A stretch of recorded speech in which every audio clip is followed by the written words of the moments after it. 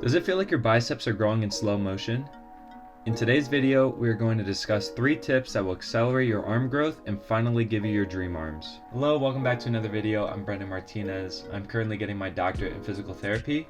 Like I just mentioned, we're going to be going over 3 tips on the most up-to-date research that's going to help you accelerate your arm growth, and I'm also going to tell you exactly how you can implement them into your training program. So make sure you stick around, because I promise you, you're going to get a lot out of this video. Alright, jumping into the first technique, it revolves around choosing the appropriate training volume for your biceps. In a 2022 systematic review, it was concluded that the optimal weekly sets for training bicep brachii lays between 12 and 20 weekly set range. It was also suggested that you train your biceps at least twice per week, and it should be a standard recommendation for muscle hypertrophy in young, trained men. Essentially, this is going to help you time manage better at the gym, and it's also going to help you allot your time more appropriately to other muscles rather than going over that 20 set range throughout the week.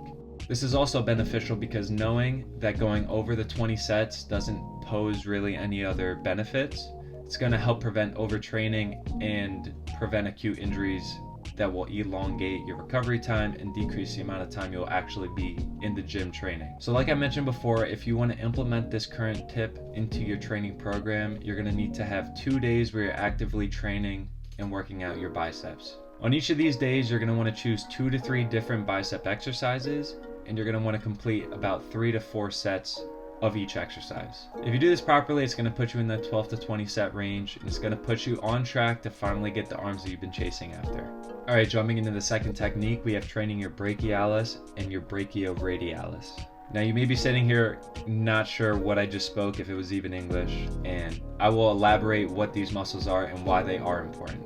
Okay, starting off with the brachialis, it lies deeper to the biceps, and it's actually your primary elbow flexor, which is something that I didn't know for a while, and it's a common gym misconception. A lot of people think your biceps are the main muscle that does elbow flexion. Essentially, the biceps are kind of stealing the thunder of the brachialis because they are more superficial and they tend to be bigger, even though the brachialis is doing the majority of the work. But knowing this information, training your brachialis because it's underneath the bicep is going to essentially push the bicep up further, and then it's going to make your arms appear bigger, if that makes sense. Similarly, your brachioradialis is actually your primary elbow flexor in the forearm. So while this muscle won't have a direct impact on the bicep itself, this is going to help give well-rounded arms, so you don't want huge upper arms and then your forearms look small. It's also important to note that if you train your brachialis and your brachioradialis and they become stronger, you're going to be able to increase the load that you're able to do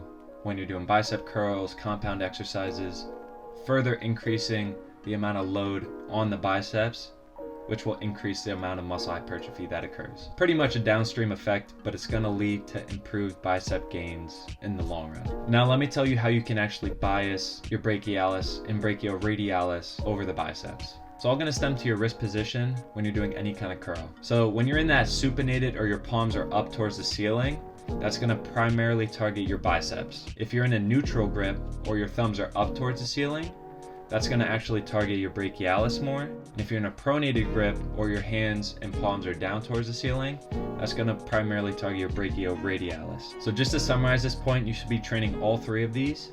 And if you change your wrist position, you're going to be hitting all 3. So make sure you're not doing the same exercises throughout your entire regimen. And like I mentioned before, training both of these muscles will lead to better bicep activation and improved bicep gains in the future. Before we jump into the third technique, if you're enjoying the video so far, be sure to leave a like and subscribe for more. And if you have any questions about the content covered so far, or that I'm going to cover in the rest of the video, be sure to leave a comment down below and I'll try my best to answer it. Alright, the third technique is training your biceps at multiple angles. In a 2019 study, they looked at 11 subjects looking at the effects of 3 different bicep curls, varying the angle your biceps are working, evaluating the load, muscle activation, acute muscle swelling, and echo intensity.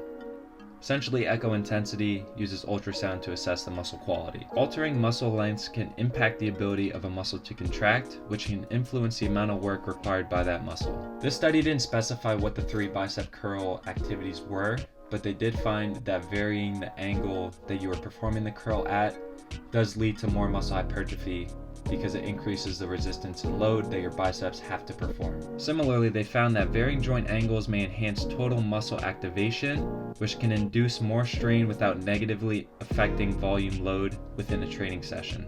So you may be sitting here wondering how you can implement this technique into your training program yourself. I'm going to give you a very basic overview of how you can implement this while also taking into account the other 2 tips that I mentioned earlier into your training program for the week. On a Tuesday, you can incorporate hammer curls, incline dumbbell curls, and spider curls, performing 3 to 4 sets of each. The reason I chose hammer curls is because it's going to work your brachialis muscle, which is important like I mentioned before. And the reason I chose incline dumbbell curls is because it's going to vary the joint angle, which is tip 3, and it's going to be harder at the bottom. And lastly, I chose spider curls because, once again, varying the joint angle, but this time the exercise is going to be hardest at the top. So you have varying difficulties throughout the range of motion, therefore leading to increased muscle activation and muscle hypertrophy. After this arm day, you can continue with your normal program, and then we're going to pick back up on Thursday or Friday, which will provide adequate rest for our biceps, helping prevent overuse and acute injuries. Then hitting arms again on Thursday or Friday, we will perform machine preacher curls, cable curls, and chin-ups. The reason I chose machine preacher curls is similar to the incline dumbbell curls because it's going to be hardest at the bottom of the exercise, so initiating the movement. Cable curls, I mentioned this in a previous video, but they're phenomenal because it's going to provide equal resistance throughout the range of motion due to the cable column. And then lastly, chin-ups, because this is going to help overload our bicep muscles. Implementing all 3 of these techniques that I mentioned in this video are essential, and they could be the difference between you seeing your dream arms or staying where you've been. That's all I got for today's video. If you enjoyed, be sure to leave a like and subscribe for more. And if you have any questions about what I covered in today's video, be sure to drop a comment down below and I will try my best to answer it. Other than that, have a great day and I'll see you in the next one.